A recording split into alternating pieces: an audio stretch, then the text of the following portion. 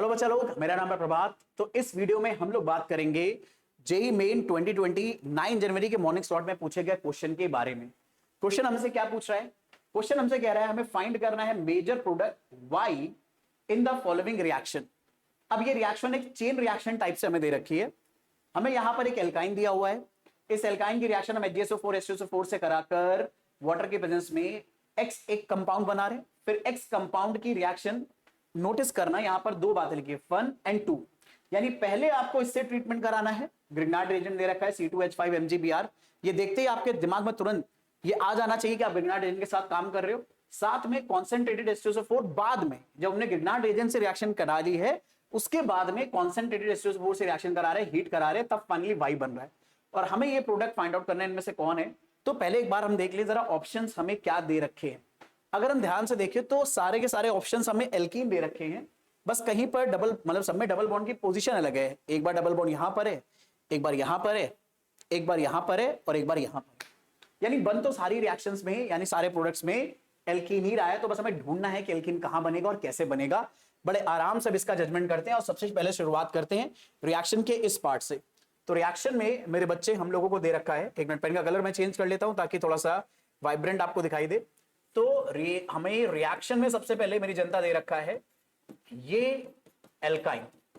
अब एल्काइन की रिएक्शन हम करा रहे हैं HgSO4 H2SO4 एंड वाटर से। तो यहां पर आपके दिमाग में तुरंत क्लिक होना चाहिए रिएक्शन। जब भी एल्काइन की रिएक्शन HgSO4 H2SO4 से कराई जाती है इन प्रेजेंस ऑफ वाटर, हमें एल्काइन में H+ और OH- ऐड करना होता है with the help of Markovnikov rule. और एक बात याद रखना, यहां पर कोई कार्बोकेटाइन नहीं बनता इस रिएक्शन में, तो आपको कोई भी रीअरेंजमेंट करने की जरूरत नहीं पड़ेगी, क्योंकि आपको पता है यहां पर एक हाइड्रोजन भी है हमारे पास। तो यहां पर क्योंकि कार्बोकेटाइन नहीं बनता तो कोई रीअरेंजमेंट का प्रॉब्लम नहीं है। अगर आपने इस सीरीज, मतलब हाइड्रोकार्बन टॉपिक के ऊपर जितने भी पास्ट ईयर के क्वेश्चंस आए हैं उसकी पूरी प्लेलिस्ट बना रखी है, जिसका मैं यहां पर आई बटन पर लिंक दे दूंगा।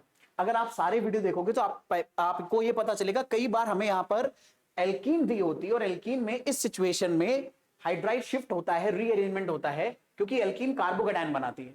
ठीक है, जब वहां पर H+ या OH- हम ऐड करा रहे होते तब।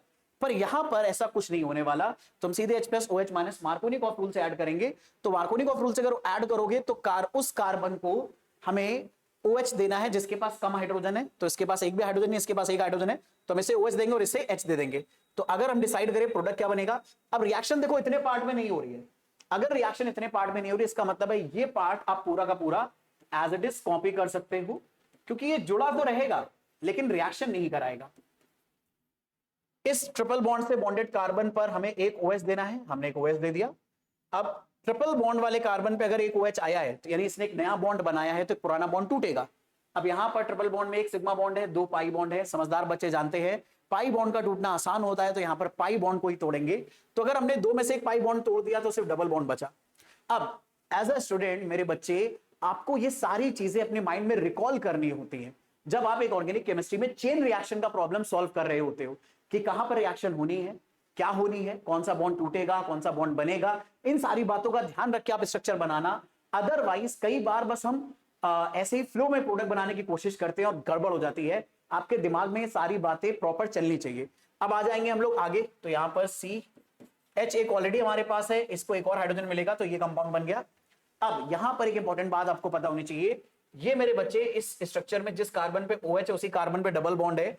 इन स्ट्रक्चर्स को एक स्पेशल नाम दिया जाता है, इन्हें बोला जाता है इनॉल। और अगर आपने आइसोमेरिज्म पढ़ा है तो आपने वहां पर एक कीटो इनॉल टॉटोमेरिज्म पढ़ा होगा, यहां पर वही परफॉर्म होने वाला है। दरअसल में इनॉल से कीटोन फॉर्म बनता है अगर वो ज्यादा स्टेबल है, और इस सिचुएशन में इनॉल फॉर्म ज्यादा स्टेबल एक्चुअल में कीटोन होता है, तो ये प्रोडक्ट कीटोन वाले फॉर्म में कन्वर्ट हो जाएगा। उसके लिए जो डबल बॉन्ड है वो ऑक्सीजन वाले बॉन्ड की तरफ आएगा, और जो ऑक्सीजन से जुड़ा हाइड्रोजन है वो डबल बॉन्ड वाले आगे वाले कार्बन पर चला जाएगा। ये एरो ये बता रहे हैं कि डबल बॉन्ड आपको O की तरफ देना है, यानी यहां पर अब कार्बन ऑक्सीजन के बीच में डबल बॉन्ड आ जाएगा। और जो हाइड्रोजन है, क्योंकि ऑक्सीजन एक नया बॉन्ड बना रहा है तो पुराना एक बॉन्ड तोड़ना पड़ेगा, तो ऑक्सीजन अपना हाइड्रोजन आगे वाले कार्बन को दे रहा है, क्योंकि वो अपना एक बॉन्ड तोड़ रहा था, तो इसे भी एक नया बॉन्ड बनाना है। पूरी ऑर्गेनिक केमिस्ट्री में यही आपको काम करते हुए चलना है। आपको ये अच्छे से आइडेंटिफाई करना है कि कौन सा बॉन्ड आप तोड़ रहे हो और कौन सा बॉन्ड बना रहे हो। अगर ये आप आइडेंटिफाई कर लोगे तो आप बड़े आराम से जजमेंट कर सकते हो यहां पे प्रोडक्ट क्या बनेगा मेरे बच्चे। तो यहां पर हम परफॉर्म कर रहे हैं कीटो इनॉल टॉटोमरिज्म। तो प्रोडक्ट, अब देखो CH3 वाले पार्ट पर हम कुछ भी नहीं करा रहे हैं तो वो एज इट इज रहेगा। यहां डबल बॉन्ड हो जाएगा, जो यहां कार्बन कार्बन के बीच में डबल बॉन्ड था वो सिंगल बॉन्ड में कन्वर्ट हो जाएगा। इस कार्बन को एक और हाइड्रोजन मिल गया है तो ये CH3 बना लेगा। तो ये हमारा एल्काइन में HgSO4 H2SO4 ऐड करने पर बनने वाला प्रोडक्ट है। अब इस प्रोडक्ट की रिएक्शन हमें आगे 2 स्टेप्स में करनी है। पहले हम ग्रिग्नार्ड रिएजेंट और वाटर से रिएक्शन करेंगे। समझदार बच्चे जानते हैं कि कीटोन दरअसल में ग्रिग्नार्ड रिएजेंट से रिएक्शन कर सकता है, तो हम लोग बिना किसी घबराहट के आराम से ये रिएक्शन कराएंगे। ग्रिग्नार्ड रिएजेंट में दे रखा है C2H5 MgBr। अब C2H5 में कार्बन नेगेटिव है, Mg पॉजिटिव है। कीटोन में कार्बन ये पॉजिटिव है, ऑक्सीजन नेगेटिव है। तो आपको पता है रिएजेंट और सबस्ट्रेट में जो नेगेटिव चीज होती है रिएजेंट की, वो सबस्ट्रेट के पॉजिटिव पार्ट से अट्रैक्ट होगी। तो हमें C2H5 को एक्चुअल में अटैक कराएंगे इस कार्बन पे, जिसकी वजह से ऑक्सीजन के पास पाई इलेक्ट्रॉन्स आ जाएंगे। और जो हम वाटर ले रहे हैं, तो वाटर में जो H+ है वो दरअसल में मिल जाएगा O को, तो ये बन जाएगा OH। तो हमारा प्रोडक्ट क्या बनेगा? तो अगर हम प्रोडक्ट बनाने चाहें तो देखो फिर से हम इस आइसो वाले पार्ट पर कोई रिएक्शन नहीं करा रहे। ये CH3 CH CH3 पर हम कोई ट्रीटमेंट नहीं करा रहे। हाँ, ये जो कार्बन है इस पे C2H5 बॉन्ड कर रहा है, तो यहां पे हमने C2H5 लगा दिया। ये मैं आपको डब्बे में डाल के दे रहा हूं ताकि आपको दिखाई दे। C2H5 हमने इसको दिया है। इस कार्बन को भाई डबल, इस कार्बन के आगे जो ऑक्सीजन है जो डबल बॉन्ड से कनेक्टेड है, डबल बॉन्ड यहां पर टूटेगा तो यहां O आ जाएगा और वाटर की वजह से को H मिल जाएगा। तो हमें ये अल्कोहल मिल गया जब हमने कीटोन की रिएक्शन कराई इस ग्रिग्नार्ड रिएजेंट से। और याद होगा आप लोगों को, कीटोन की रिएक्शन ग्रिग्नार्ड रिएजेंट से जब कराते हो तो 3 डिग्री अल्कोहल मिलता है। तो हमें ये 3 डिग्री अल्कोहल मिल गया मेरे प्यारे बच्चों। अब अपनी जनता, हमें आगे क्या करना है? कुछ नहीं। अब इसके बाद सेकंड पार्ट में H2SO4 से हीट, H2SO4 की प्रेजेंस में से हीट करना है। तो अब तुरंत आपके दिमाग में क्लिक करना चाहिए कि अल्कोहल्स H2SO4 के साथ हीट करने पर क्या प्रोडक्ट बनाते हैं। ये अगर याद आ गया तो हमारा काम चल जाएगा। तो पहले मैं आपको फटाफट ये स्ट्रक्चर बना के दे देता हूं।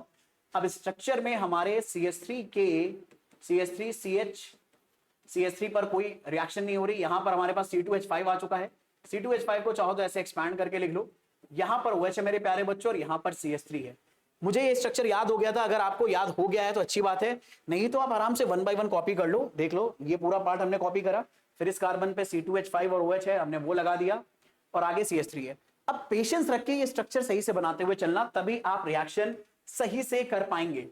अब अगले स्टेप में मेरे बच्चे कॉन्सेंट्रेटेड H2SO4 के साथ जब हम इस अल्कोहल को हीट करेंगे तो आपको याद आना चाहिए मेरे प्यारे बच्चों कि कॉन्सेंट्रेटेड H2SO4 के साथ किसी भी अल्कोहल को हीट करा जाता है तो ये एक बहुत ही बढ़िया डिहाइड्रेटिंग एजेंट है। डिहाइड्रेटिंग एजेंट का मतलब है कि ये वाटर निकाल सकता है अल्कोहल के अंदर से। तो ये वाटर निकालता है। वाटर कैसे निकालेगा? OH जिस कार्बन पर कनेक्टेड है उसे हम लोग बोलेंगे अल्फा कार्बन, और अल्फा कार्बन के बगल में जितने भी कार्बन है उन सबको बीटा कार्बन बोलेंगे। अब डिहाइड्रेशन के दौरान अल्फा से OH निकलता है और उस बीटा से H निकलता है, जिससे ज्यादा स्टेबल एल्कीन बने। तो हम एक्चुअल में इस बीटा से हाइड्रोजन निकालेंगे क्योंकि इससे ज्यादा स्टेबल एल्कीन बनेगी। बाकी किसी भी बीटा से निकालोगे तो कम स्टेबल एल्कीन बनेगी। तो ज्यादा स्टेबल बनाने के लिए, अच्छा ज्यादा स्टेबल बनाना है ऐसा हमें कैसे पता? क्योंकि मेजर प्रोडक्ट पूछा है, तो मेजर प्रोडक्ट हमेशा ज्यादा स्टेबल होगा। तो हमें वही काम करना है। हमने इससे वाटर निकाला मेरे बच्चे, तो प्रोडक्ट बनेगा CH3 अपनी जगह पे रहेगा, CCH3 अपनी जगह पे रहेगा। अब इस कार्बन से हाइड्रोजन नहीं जुड़ेगा क्योंकि H और OH वाटर के फॉर्म में बाहर निकल चुके हैं। तो इन दोनों कार्बन के बीच में अब डबल बॉन्ड आएगा। फिर हमारे पास एक CH3 आएगा और एक C2H5 आएगा। तो ये स्ट्रक्चर हमारा फाइनल Y होगा। आई होप ये बात आपको समझ में आई है। और स्टेबल एल्कीन ही हमें बनाना था। हमें कैसे पता चला स्टेबल एल्कीन यहां पे बनने वाली है, यहां नहीं बनेगी, यहां नहीं बनेगी? एक्चुअल में एक एल्कीन से जुड़े कार्बन अगर हमें पता है, जो कि हमें यहां पर दिख रहे हैं, तो उन कार्बन से जितने ज्यादा ऐसे कार्बन जुड़े होंगे जिनके पास हाइड्रोजन है, ये एल्कीन उतनी ज्यादा स्टेबल होगी। अब देखो, इस कार्बन से जुड़े हुए इन दोनों कार्बन पर 3-3 हमारे पास हाइड्रोजन है। इसके पास 2 है, इसके पास 3 है, बहुत सारे हाइड्रोजन है। मान लो अगर आप ये यहां पर डबल बॉन्ड बना देते, लेट्स से मैं एक एग्जांपल के तौर पे यहां पे बना देता। तो अगर मैं एग्जांपल के तौर पे यहां पर आपको दिखाऊं, देखो एक्चुअल में ना आपको ये सब भी सोचना होता है मेरे बच्चे, कई बार हम ये सोचते नहीं है। तो अगर मैंने OH यहां से निकाला, H यहां से निकाला, तो यहां CH2 आएगा, यहां पर CH2, यहां पर CH3 होगा। तो डबल बॉन्ड से जुड़ा ये जो कार्बन है, इसके पास एक ये कार्बन, एक ये, इसके पास 2 हाइड्रोजन, इसके पास 1 हाइड्रोजन, 3 हाइड्रोजन है। इस कार्बन के पास कोई और हाइड्रोजन जुड़ा ही नहीं है, इसके हाइड्रोजन काउंट नहीं करने। डबल बॉन्ड से जुड़े कार्बन के हाइड्रोजन काउंट नहीं करने, डबल बॉन्ड से जुड़े कार्बन के पास जो कार्बन है उनके हाइड्रोजन काउंट करने। तो यहां पर मेरे बच्चे सबसे ज्यादा हाइड्रोजन इसके पास मिल रहे, जितने ज्यादा हाइड्रोजन मिलेंगे इसके पास, ये उतना ही ज्यादा स्टेबल होगा। अब ये किस इफेक्ट की वजह से होता है, ये आंसर मेरे को कमेंट सेक्शन में बताना, क्योंकि अगर आपको याद है तो बहुत अच्छी बात है, नहीं याद है तो इसका मतलब है आपको अभी इस पे भी काम करना है, और बिना ये फाइंड आउट करे कि क्यों इस सिचुएशन में एल्कीन ज्यादा स्टेबल होती है, आप हमेशा आंसर नहीं दे पाओगे। ये क्वेश्चन का आंसर तो दे लिया आपने, क्योंकि मैंने आपकी हेल्प कर दी है। अगर आपको पता है कि ऐसा क्यों होता है कि जिन कार्बन कार्बन पे डबल बॉन्ड है उससे एसोसिएटेड कार्बन्स के पास जितने हाइड्रोजन होते हैं उससे एल्कीन ज्यादा स्टेबल हो जाती है, अगर इसका आंसर पता है तो कमेंट सेक्शन में बताओ, नहीं पता है तो इसका मतलब है भी मैं इस पे काम करना, और ये अभी मैं नहीं बताने वाला। आप एक बार खुद से सोचो, खुद से समझो और आइडेंटिफाई करो कि ऐसे कितने और टॉपिक्स हैं, ऐसे ही सिमिलर टॉपिक्स जो अभी आपको नहीं पता है, जिसकी वजह से आप सही जजमेंट लेकर क्वेश्चन का आंसर नहीं दे पाते हो। फिलहाल हमारा आंसर तो ये हो गया, अब ये देखते हैं हमें किस ऑप्शन में दे रखा है। ठीक है, चलो मेरे बच्चे, तो ये ऑप्शन हम ढूंढते हैं कहां पर दे रखा है। CH3 डबल बॉन्ड CCH3 और C2H5, ये ऑप्शन हमें दे रखा है डी पार्ट में। तो हमारा करेक्ट आंसर हो जाएगा मेरे बच्चे डी पार्ट। आई होप आप लोगों को ये पूरा आइडिया समझ में आया है। Thank you.